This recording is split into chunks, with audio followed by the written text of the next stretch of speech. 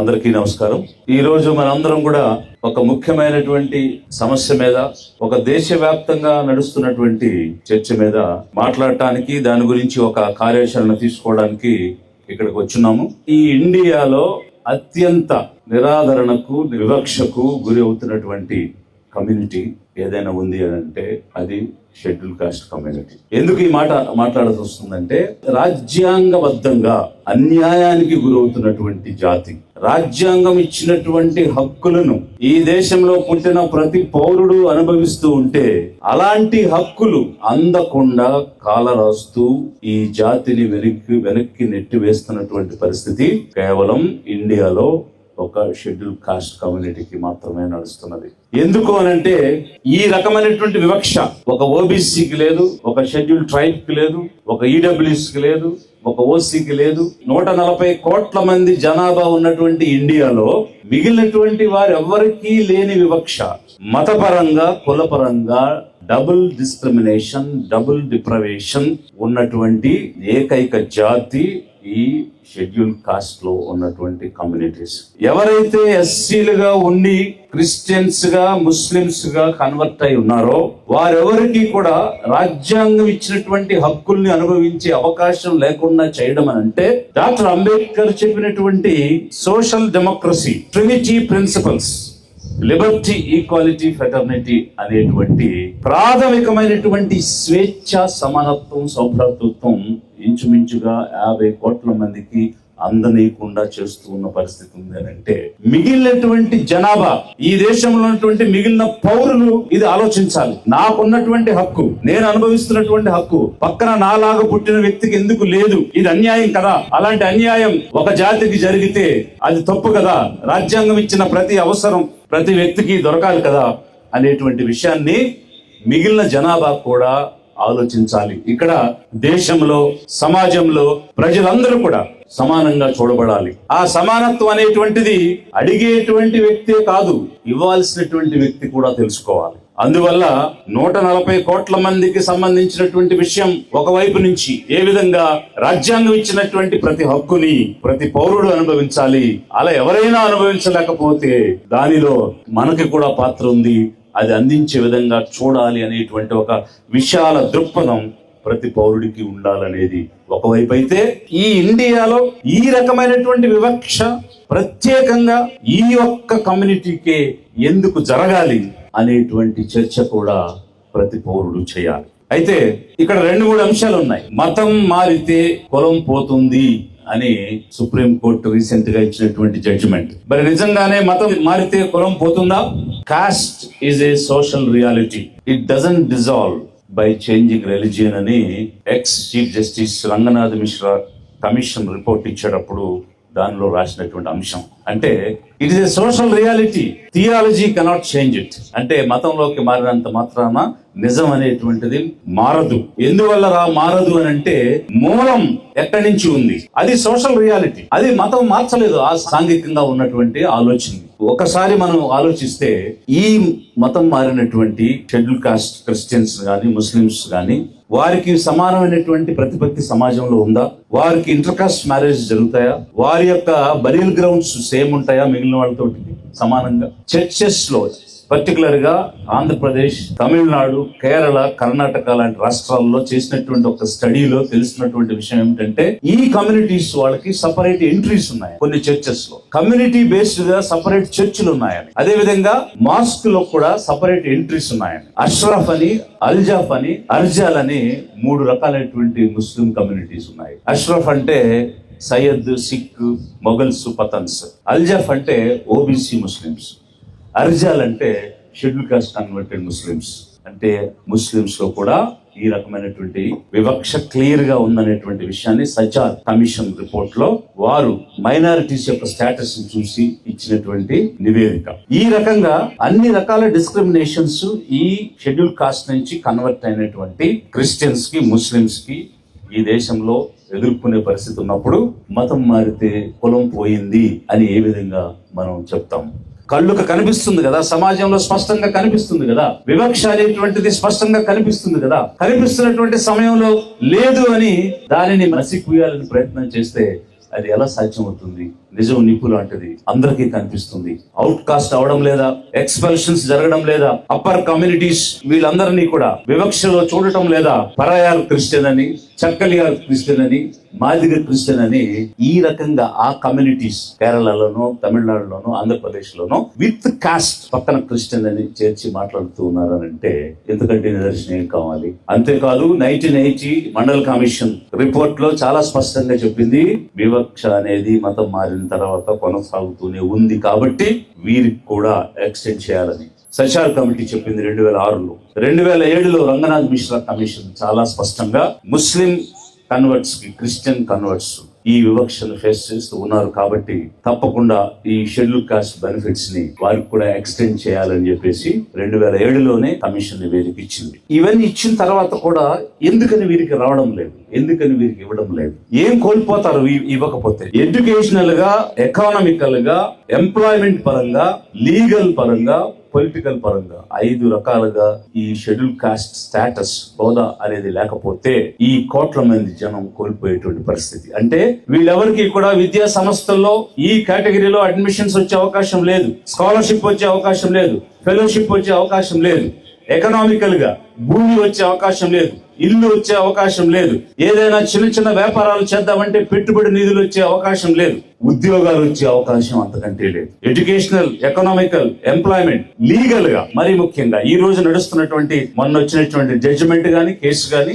Legal గా రక్షణ అనేది లేదు. ఒక అట్రాసిటీ జరిగితే, ఒక అన్యాయం జరిగితే, నన్ను ఈ జాతికి చెందిన వారని, ఈ కమ్యూనిటీకి చెందిన వారని నాపై అత్యాచారం చేశారని చెప్తే దానికి రక్షణ లేదు, దాని నుంచి వచ్చే సాయం దొరకదు, కాంపెన్సేషన్ ఉండదు, రిలీఫ్ ఉండదు, రీహాబిలిటేషన్ ఉండదు. ఇవన్నీ ఒక ఎత్తు అయితే, అన్నింటికి మించి ఎక్కడైతే చట్టాలు చేస్తారో, ఎక్కడైతే రక్షణ కోసం మాట్లాడతారో, ఎక్కడైతే ఈ జాతుల అభివృద్ధి కావాలి, వీరికి కావాల్సిన పథకాలు ఇవ్వాలి, విధానాలు రావాలి అని పాలసీ మేకింగ్, లా మేకింగ్, డెసిషన్ మేకింగ్ బాడీస్ ఉన్నాయో అసెంబ్లీ, పార్లమెంట్ లో వీరు పోటీ చేసి వెళ్లే అవకాశం ఉండదు. ఇన్ని రకాలైనటువంటి నష్టాలు వీరికి రాకుండా, వీరికి హోదా ఇవ్వకపోతే జరిగేటువంటి పరిస్థితి ఉంది. ఏ విధంగా రాజ్యాంగం ఇచ్చినటువంటి హక్కులు మిగిలిన పౌరులందరూ అనుభవిస్తున్న సమయంలో ఈ కమ్యూనిటీ కన్వర్ట్ అయినటువంటి క్రిస్టియన్స్ గాని, ముస్లిమ్స్ గాని పొందడం లేదంటే, రాజ్యాంగం ఆర్టికల్ 14 చెప్తుంది రైట్ టు ఈక్వాలిటీ, 15 చెప్తుంది ఎలాంటి religion, race, caste, sex, place of birth ను బట్టి డిస్క్రిమినేషన్ ఉండకూడదని, 16 చెప్తుంది ఈక్వల్ ఆపర్చునిటీస్ ఇవ్వాలని, 25 చెప్తుంది to profess, preach and practice religion of your choice అని. ఇవన్నీ కూడా ఫండమెంటల్ రైట్స్, ప్రాథమిక హక్కులు. మరి 14 140 కోట్ల మందికి ఉంది, 15 140 కోట్ల మందికి ఉంది, 16 140 కోట్ల మందికి ఉంది, 25 140 కోట్ల మందికి ఉంది. అందులో కన్వర్ట్ అయినటువంటి షెడ్యూల్ కాస్ట్ నుంచి కన్వర్ట్ అయిన క్రిస్టియన్స్ కి, ముస్లిమ్స్ కి మాత్రమే సమానత్వ హక్కు లేదు, వివక్ష చూపకూడదనే హక్కు లేదు, ఉద్యోగం ఇవ్వాలనేటువంటి హక్కు లేదు, నచ్చిన మతాన్ని సేవించే హక్కు లేదు అని అంటే ఇంతకు మించిన ఇంజస్టిస్ ఇంకెక్కడైనా ఉందా? ఏ దేశంలో అయినా ఉందా? ఇండియాలో కాన్స్టిట్యూషన్ ఇచ్చినటువంటి ప్రాథమిక హక్కు కోట్లాది మంది జాతికి ఇవ్వము అని అంటే is it not a constitutional injustice? రాజ్యాంగపరమైనటువంటి అన్యాయం కాదా ఇది? రాజ్యాంగాన్ని ఒకవైపు చూపిస్తూ, ఆ రాజ్యాంగం ఇచ్చిన హక్కును ఒకవైపు చూపిస్తూ, ఆ హక్కుకి నువ్వు అర్హుడు కాదు అని అంటే ఇది వివక్ష కాదా? Is it not a discrimination? Is it not a constitutional injustice? ఇది ప్రతి ఒక్కరు కూడా, not only people who have converted but others also, మిగిలినటువంటి వాళ్ళు కూడా ఆలోచించాలి. ఇది సాటి మనిషికి అన్యాయం జరుగుతుంటే దాన్ని నేను ప్రోత్సహిస్తాను, దాన్ని నేను అబెట్మెంట్ చేస్తాను, దాన్ని జరగాలని కోరుకుంటాను అని అంటే వాళ్ళు మనుషులు ఎట్లా అవుతారు? వాళ్ళ మానవత్వం ఉందని ఎలా చెప్తాము? ప్రతి వ్యక్తి సమానంగా చూడబడాలి, ప్రతి వ్యక్తికి అన్ని అవకాశాలు రావాలి అని ఆలోచించేవాడే కదా మనిషి. ఒకవైపు బ్రాహ్మణీయ మనవాదం వల్ల 5వ వంతున్నటువంటి జనాభాని ఎలాంటి అవకాశాలకు, హక్కులకు రానియకుండా దూరం చేసి, వారు ఎక్కడో చోట సేద తీర్చుకుని, ఎక్కడో చోట ఆశ్రయాన్ని పొంది, ఎక్కడో చోట ప్రేమను అనుభవిస్తూ శాంతియుతంగా జీవిస్తూ ఉంటే అది కూడా నీకు దక్కనేమో అని అంటే ఇది అన్యాయం కాదా? ఇది సమంజసమా? మానవీయమా? సభ్య సమాజం అంతా హర్షించే విషయమా? ఇది ప్రతి ఒక్కరు ఆలోచించాలి. Not only the converted Christians and Muslims from schedule caste, I am asking every citizen of this country to think about it. మీరు ఆలోచించండి, ఇది అన్యాయమా కాదా? ఒక్క జాతిని వేరు చేసి వెలివేయడం తప్ప కాదా? అన్యాయమా కాదా? యావత్ 140 కోట్ల మంది పౌరుల్ని ఆలోచించమని నేను కోరుతున్నాను. రాజ్యాంగ విలువల్ని పాటించమని నేను కోరుతున్నాను. ఈ అంశానికి పరిష్కారం 2 మార్గాల ద్వారా మనం పొందొచ్చు. ఒకటి జ్యుడిషియరీ ద్వారా, 2 లెజిస్లేచర్ ద్వారా. జ్యుడిషియరీ ద్వారా వెంటనే పొందే అవకాశం ఉంది. ఎందుకంటే 5 మంది జడ్జిలతో ఒక బెంచ్ కాన్స్టిట్యూట్ అయ్యింది. NCDC petitions, national council for Dalit Christians council ద్వారా ఈ పిటిషన్స్ అక్కడికి వచ్చినాయి. అందరూ కలిసి మంచి కౌన్సిల్స్ ని ఏర్పాటు చేసుకుని సరైనటువంటి వాదనల్ని ప్రూఫ్ తో సుప్రీం కోర్టులో వాదించగలిగితే supreme court directly can strike down 1950 order of the president. 1950 రాష్ట్రపతి ఇచ్చిన ఆర్డర్ లో పారా 3ని స్ట్రైట్ అవే స్ట్రైక్ డౌన్ చేయొచ్చు. సుప్రీం కోర్టుకు ఆ అధికారం ఉంది. ఆ కేసు ఇప్పుడు నడుస్తుంది. అక్కడ గట్టిగా మన వాదనలు వినిపించి మన అందరం కూడా ఏకమై పోరాడితే ఎంతో ఈజీగా, సులువుగా, ఫాస్ట్ గా, ఇమ్మీడియట్ గా సొల్యూషన్ దొరికేటువంటి అంశం జ్యుడిషియరీ ద్వారా ఉంది. ఇక రెండవది లెజిస్లేచర్ ద్వారా, అంటే పార్లమెంట్ లో అమెండ్మెంట్ చేసి మొట్టమొదట 1950లో ఇచ్చినప్పుడు అది కేవలం హిందూస్ కి మాత్రమే వర్తిస్తుందని ఇచ్చారు. 56 లో సిక్కులకు ఇచ్చారు, 90లో బౌద్ధులకు ఇచ్చారు. ఇది పార్లమెంట్ చేసిన అమెండ్మెంట్ ద్వారా జరిగింది. అదే అమెండ్మెంట్ ఇప్పుడు అసలు మతంతో సంబంధం లేకుండా ఈ జాతుల్లో పుట్టిన వాళ్ళందరూ కూడా షెడ్యూల్ కాస్ట్ అనే ఒక్క పదం, అక్కడ ఆ మతం అనే పదాన్ని తీసేసి మరి పార్లమెంట్ అమెండ్మెంట్ చేస్తే, దాన్ని ప్రెసిడెంట్ అప్రూవ్ చేస్తే ఎటర్నిటీ అంటే ఫర్ ఎవర్ ఈ ఆర్డర్ అనేటువంటిది, ఈ డిస్క్రిమినేషన్ అనేటువంటిది లేకుండా పోతుంది. అది లెజిస్లేచర్ ద్వారా జరగాలి. మరి లెజిస్లేచర్ ద్వారా జరుగుద్దా, పార్లమెంట్ ద్వారా జరుగుద్దా? 84 మంది ఈ షెడ్యూల్ కాస్ట్ కమ్యూనిటీ నుంచి ఎన్నికైనటువంటి ఎంపీస్ ఉన్నారు. ఈ రాష్ట్రంలో 29 మంది ఉన్నారు MLAs. They are sole representatives of this community. మరి ఈ జాతుల తరపున మీరు పార్లమెంట్ కి వెళ్ళండి, అసెంబ్లీకి వెళ్ళండి, ఆ జాతి ప్రయోజనాలు కాపాడటానికి ప్రయత్నం చేయండి. అందుకోసమే ఎక్స్క్లూజివ్ గా కాన్స్టిట్యుయెన్సీస్ రిజర్వ్ చేసి ఉంచామని రాజ్యాంగం చెప్పి ఆ జాతుల తరపున వీళ్ళు పంపిస్తే, ఈ రాజ్యాంగ సభలకు వెళ్లి, చట్ట సభల్లోకి వెళ్లి జాతి ప్రయోజనాల కోసం ఏ ఎన్నికైన ప్రతినిధి అయినా మాట్లాడుతున్నారా? మరి మాట్లాడినప్పుడు దేనికి ఆ రిజర్వ్డ్ కాన్స్టిట్యుయెన్సీ అనేది? ఎస్సీ రిజర్వ్డ్ అనే కాన్స్టిట్యుయెన్సీ దేనికి? ఆ జాతుల ప్రయోజనాలు కాపాడలేనప్పుడు అక్కడి నుంచి ఎన్నికై వెళ్లి చేసేది ఏమిటి? ఎక్కడ సమస్య ఉందంటే మన డెమోక్రసీలో ఉన్న రాజకీయ పార్టీలలో సమస్య ఉంది. బీజేపీ ఉంది. ఈ రోజు దేశవ్యాప్తంగా బీజేపీ డీలిమిటేషన్ బిల్లు పెట్టింది. దానిని రాజ్యాంగ సవరణ చేయాలంటే 2/3 మెజారిటీ కావాలి. 2/3 అంటే 2/3 వంతులు ఎంపీలు ఉంటేనే ఆ బిల్లు పాస్ అవుతుంది. అంతమంది ఎంపీలు లేరని బీజేపీకి తెలిసి కూడా ప్రతిపక్షం ఉంది, మేము మద్దతు ఇవ్వమని చెప్తున్నా కూడా బిల్లు పెట్టి అవమానపడటానికి సిద్ధపడింది. కానీ చిన్న అమెండ్మెంట్ బిల్ అనేది పెడితే ఈ కోట్లాది మందికి అవకాశం వస్తుందని బీజేపీ ఈ 1950 ఆర్డర్ ని అమెండ్మెంట్ చేయడానికి ఎలాంటి బిల్లు పెట్టలేదు అని అంటే ఆ రాజకీయ పార్టీ యొక్క ఉద్దేశం, సంకుచితత్వం, వంచన ఏంటనేటువంటిది స్పష్టంగా కనిపిస్తుంది. అంటే బీజేపీకి ఈ ఎస్సీస్ గా ఉన్నవాడు క్రిస్టియన్స్ గా, ముస్లింస్ గా కన్వర్ట్ అయితే ఈ ఫలాలు అందించకూడదు అనే అభిప్రాయం ఉంది. కాబట్టి 10 సంవత్సరాలు 12 సంవత్సరాల నుంచి అధికారంలో ఉండి కూడా మీరు కనీసం బిల్లు పెట్టలేదు. 2007లోనే రంగనాథ్ మిశ్రా కమిషన్ స్పష్టంగా వీరికి ఇవ్వాలి అని చెప్పిన తర్వాత కూడా సుప్రీం కోర్టు అడిగితే, గవర్నమెంట్ ఆఫ్ ఇండియా మీ అభిప్రాయం ఏమిటి దీని మీద అని అడిగితే, మళ్ళీ మేము అభిప్రాయ సేకరణ చేయాలి, ఇప్పుడు ఏ విధంగా పరిస్థితులు ఉన్నాయో చూడాలి, అందుకోసం మళ్ళీ ఇంకొక కమిషన్ వేస్తామని కేజీ బాలకృష్ణన్ కమిషన్ వేసింది తప్ప ఆల్రెడీ వెరిఫై చేసిన అంశాన్ని, స్పష్టంగా చూసిన అంశాన్ని, దేశవ్యాప్తంగా తిరిగి వివరాలు సేకరించి ఇచ్చిన రిపోర్ట్ ని పరిగణలోకి తీసుకుని ఆదేశాలు ఇవ్వమని చెప్పకుండా, ఆర్డర్స్ పాస్ చేయమని చెప్పకుండా ఇంకొక కమిషన్ వేసింది అని అంటే బీజేపీ కుయుక్తి ఏమిటి, బీజేపీ ఆలోచన విధానం ఏమిటి, బీజేపీలో ఉన్నటువంటి వ్యతిరేకత ఏమిటనేది ఇంకంతకంటే స్పష్టంగా తెలియాల్సిన అవసరం ఉందా? ఇక్కడ గుంపు ప్రభుత్వం ఒకటి ఏర్పడింది. బీజేపీ, టీడీపీ, జనసేన కలిసి ఒక గుంపు గవర్నమెంట్ ని ఇక్కడ ఏర్పాటు చేశాయి. ఆ గుంపులో భాగమైనటువంటి టీడీపీ ఇంతమంది ఎంపీలు కలిగి ఉండి ఈ రాష్ట్రానికి చెందినటువంటి ఒక ప్యాస్టర్ కు సంబంధించినటువంటి జడ్జిమెంట్ వచ్చినప్పుడు వారికి కూడా ఈ రక్షణ చట్టం అన్వయించే విధంగా చేయాలని పార్లమెంట్ లో ఒక బిల్ ఎందుకు పెట్టలేకపోయింది? ఒక ప్రైవేట్ మెంబర్ బిల్ ఎందుకు పెట్టలేకపోయింది? వారితో పాటు అంటకాగుతున్నటువంటి పార్టీని ఇక్కడ మేము ప్రామిస్ చేశాము కాబట్టి ఇది వారికి వర్తించే విధంగా చేయండి అని ఎందుకు ఒత్తిడి చేయలేకపోయింది? జనసేన, నేను క్రిస్టియన్ అబ్బా, నా పిల్లలు క్రిస్టియన్ అబ్బా, మీ ఓట్లు నాకు వేయండి అబ్బా అని పాస్టర్స్ అందరిని కూర్చోబెట్టుకుని అడిగిన జనసేన నాయకుడు ఎక్కడికి పోయాడు?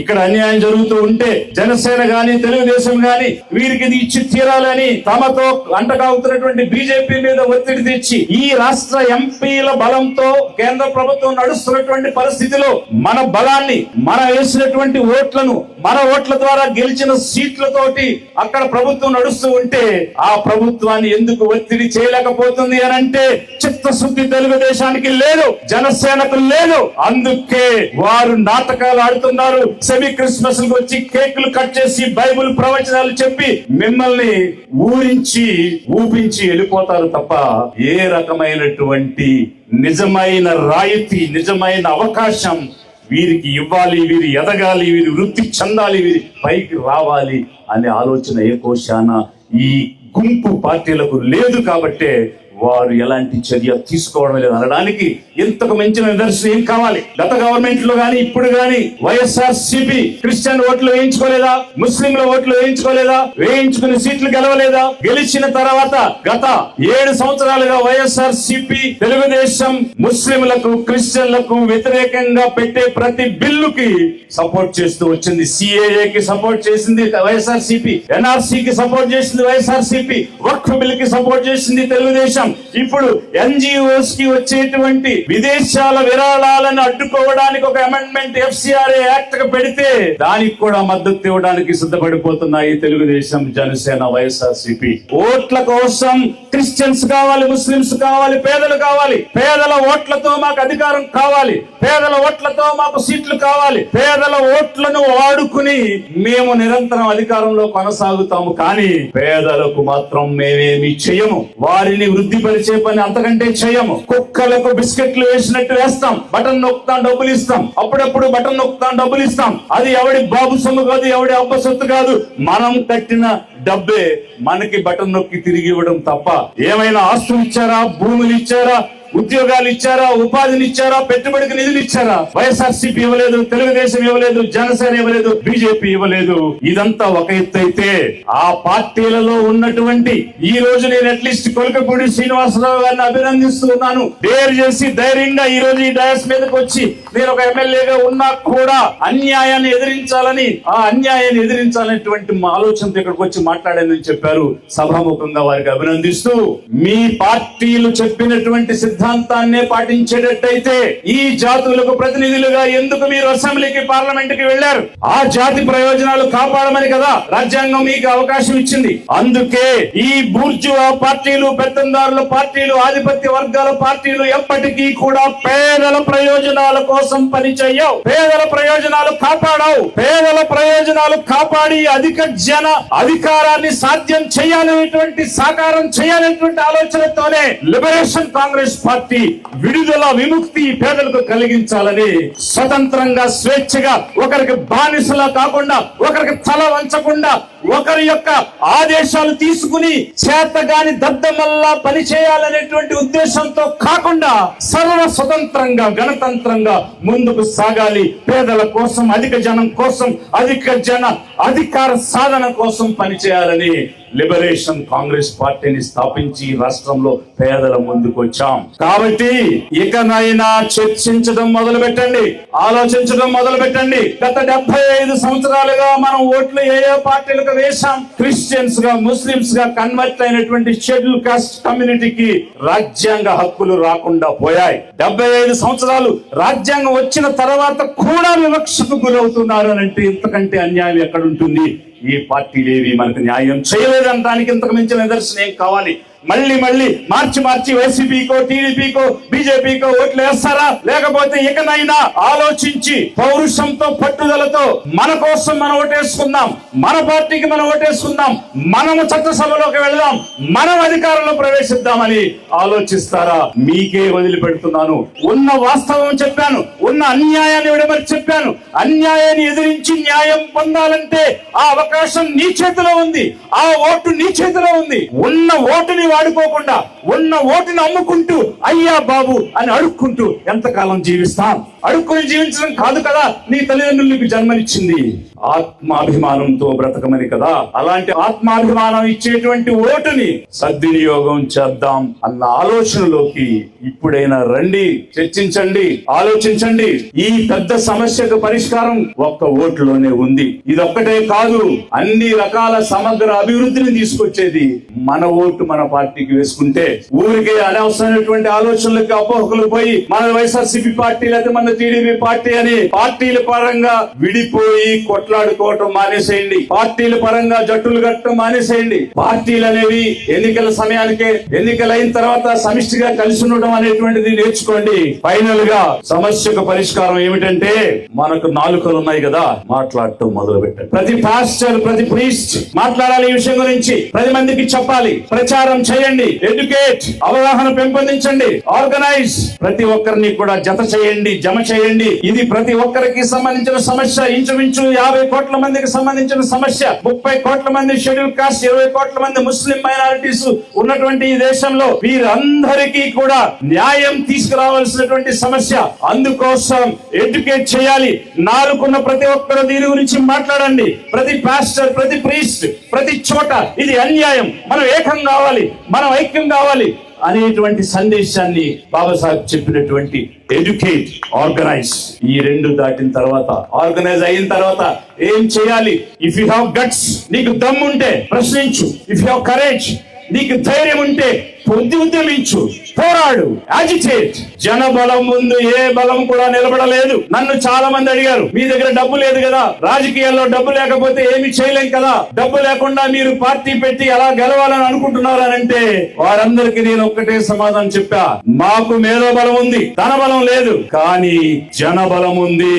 జనబలం ముందు ఏ బలము నిలబడలేదు. నిన్నగాక మొన్న జరిగిన ఎన్నికల్లో మీరు చూసారు, పక్కనటువంటి రాష్ట్రంలో ₹1 ఇవ్వకుండా ఓటు సంపాదించి ఒక వ్యక్తి ఈ రోజు ముఖ్యమంత్రి కాగలిగాడంటే జనబలంతో. ఎవరు లంచంగా ఓటుకు డబ్బు తీసుకోలేదు. లంచంగా ఎవరైనా డబ్బులు ఇచ్చినా వారికి ఓటే లేదు. నిజాయితీగా మా నాయకుడు రావాలి, మా నాయకుడు ముఖ్యమంత్రి కావాలి అని ఆలోచించి ఓటుకి నోటు తీసుకోకుండా ఓట్లు వేసిన పరిస్థితి పక్కన మనం చూసాం. ఇక్కడ ఎందుకు సాధ్యం కాదు? ఆంధ్రప్రదేశ్ లో ఎందుకు సాధ్యం కాదు? మీరందరూ కూడా ఆలోచన చేయాలి. కాబట్టి జన బలం, ఐక్యమత్య బలం, ఇదే మన సమస్యకు పరిష్కారం. Educate, organise, agitate. అందరికీ అవగాహన ఇవ్వండి, ఆర్గనైజ్ చేయండి. ఇలాంటి సభ ప్రతి ఊర్లో జరగాలి, ప్రతి గ్రామంలో జరగాలి. ప్రతి క్రిస్టియన్, ప్రతి ముస్లిం మైనారిటీ ఎవరెవరైతే కన్వర్ట్ అయినారో ప్రతి ఒక్కరికి ఒక నిప్పుల రాజుకుని మౌత్ టు మౌత్ ప్రచారం జరగాలి. అలా వెళ్లి దేశవ్యాప్తంగా దీనిపై తిరుగుబాటు వస్తే అది బీజేపీయా, దాని బాబా, ఏ పార్టీ అయినా సరే మెడలో ఉంచి ఈ అవకాశం ఇచ్చి తీరాలి. రాజ్యాంగం ఇచ్చిన హక్కులు అంది తీరాలి. ఆ విధంగా మనం పోరాడాలి. అందుకున్నటువంటి ఒకే ఒక మార్గం మన ఓటు, మన ఐక్యత. Thank you.